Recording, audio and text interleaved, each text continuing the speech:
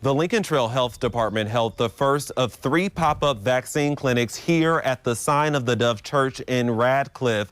50 people received the vaccine, and the pastor believes this whole thing is a blessing. Pastor Edward L. Palmer snapped a couple photos of the cars lined up outside his church for drive-through vaccines. I had several calls as folks drove off.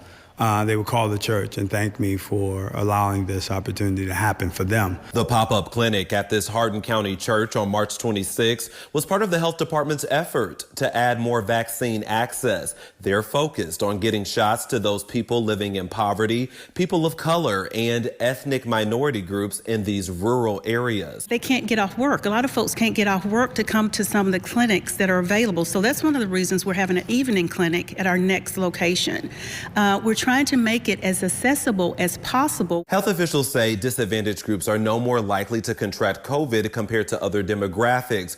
But for example, they say Black people are more likely to die if they do. We tapped into existing partnerships to people who work in the community, people who are already trusted in the community in order to set up these vaccination clinics. And so we felt that was the best route to take instead of just randomly showing up somewhere. I would add to that convenience. I think it's important. I think we're a rural community, and so some folks are challenged when it comes to transportation. Pastor Palmer got both doses of the vaccine, and he is encouraging others to do the same. Continue to listen to the experts. Don't listen to your emotions. Don't listen to your desire to get back out and be normal.